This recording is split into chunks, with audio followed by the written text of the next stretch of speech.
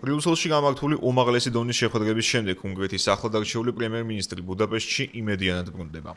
ევროკომისიისა და ევროპული საბჭოს პრეზიდენტებთან პეტერ მადიერის განხილვის მთავარი საკითხი იყო ევროკავშირის იმ მილიარდობით ევროს ოდენობის ფინანსური აქტივების გამბლოკვის გზები, რომლებიც ახლა უნგრეთის ჯერ კიდევ მოქმედი ხელისუფლების მხრიდან კანონის უზენაესობასა და კორუფციასთან დაკავშირებული ქმედებების გამო ადაბლოკია.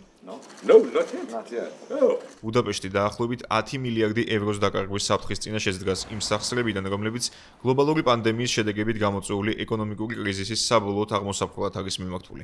ეს საფრთხე რეალობად იქცევა მხოლოდ იმ შემთხვევაში, თუ კი უნგრული მხარე უარს იტყვის შესაბამისი შეთანხმების გაფორმებაზე, რომლის საბოლოო ვადა აგვისტოში იწურება, თუმცა ვიქტორ ორბანის მთავრობისგან განსხვავებით პეტერ მადიერის მინისტრთა კაბინეტი ამ ნაბიჯის გადაწყვეტად მზად არის.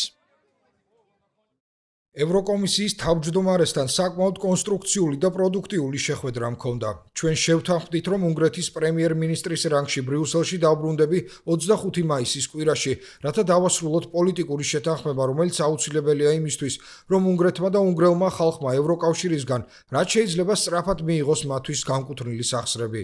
მინდა დავარწმუნო ყველა, რომ ევროკავშირი თავს არ გვახვევს არანაირ პირობას, რომელიც ეწინააღმდეგება უნგრეთის ეროვნულ ინტერესებს. ორი სიტყვით, ევროკავშირის სახსრები მალე მიეწოდება უნგრეთს, რაც მოგცემს საშუალებას ბიძგი მივცეთ უნგრული ეკონომიკის განვითარებას და უზრუნველყოთ ყველაფერი, რაც აუცილებელია ქვეყნის გამართული ფუნქციონირებისთვის.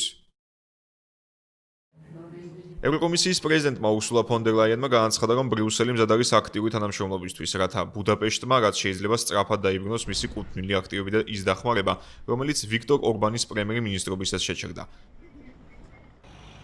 უნგრეთი ევროგაერთიანების წევრი ერთადერთი სახელმწიფოა, რომელიც ჯერ კიდევ ელის სეიფის თავდაცვისა და უსაფრთხოების მასშტაბური გეგმის დაკმაყოფილებას, რომელიც 16 მილიარდი ევროს ოდენობის ევროპული კრედიტებიდან ფინანსდება.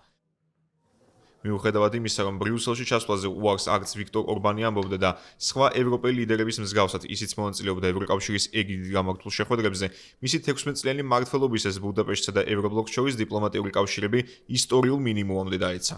უნგრეთი ეწინააღმდეგებოდა საერთო ევროპულ ერთიანობას უკრაინასთან მიმართებით, რითაც დასავლელი პოლიტიკოსების თქმით, თან რუსულ საქმეს აკეთებდა და თან უნგრელი ხალხის ინტერესებს აზიანებდა.